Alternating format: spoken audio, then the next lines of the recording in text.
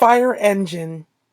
Flying Scotsman and my brothers were all green, explained Gordon one night in the shed. It was all very well in its way, but now I prefer my blue. It makes me different, you see, and that's very suitable for an important engine like me. The engines on our line used to be blue, remembered Donald. But I said dark as we are. Dougie and me were though. We had to be black, so blue makes a nice change. I like my green too, agreed Henry. I'd hate to be red like James. People will think I was a fire engine. At least people can see me coming, retorted James. I don't disappear into the background like some engines. I can mention, if it weren't for the noise, you'd need a yellow and black front like Mavis. Henry's protests were drowned in the laughter of the other engines, and he went to sleep wondering how to pay James back. Henry was still cross next morning. What can be wrong? What can be wrong?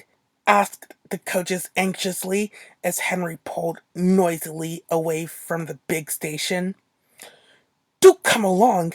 Do come along! Henry snorted impatiently. They had a fast run, but it didn't improve Henry's temper. He bumped the coaches when they reached the end of the line, and again when he backed onto them for the return journey. He simmered angrily while the fireman fastened the coupling. No one noticed a rattle from beneath Henry's footplate as he snorted away, and soon the train was running well. Hurry, hurry, hurry, puffed Henry. Faster and faster they went. At last, Henry began to feel better. Suddenly, he heard a crack from below his cab. Look out, shouted the driver. He applied the brakes, while the fireman scrambled forward to the footplate. He was just in time. Both men watched in horror as a widening gap opened between Henry and his tender. Henry stopped as soon as he could.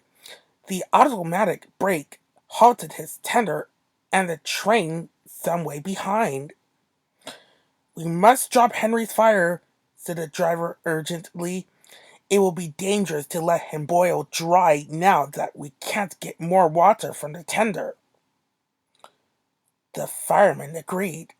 Sorry, old boy, he said to Henry, just when we'd got it going nicely too. But if you hadn't banged about so much, you wouldn't have broken your tender coupling. While the fireman dealt with the fire, the driver went back to tell the signalman what had happened. When he returned, he found Henry completely hidden in a huge cloud of black smoke, which billowed out from underneath his cab. The fireman emerged, choking. Henry's fire set the sleepers alight, he spluttered. You stay here, I'm going to telephone the fire brigade. The driver eased Henry clear of the blaze, and then Edward came to take his train. Henry felt most uncomfortable. Workmen made Henry a temporary coupling. They rejoined him to his tender, and then the driver and the fireman lit a new fire and drove him gently home. Edward, who had, of course, seen everything, told the others they were careful what they talked about in the shed that night.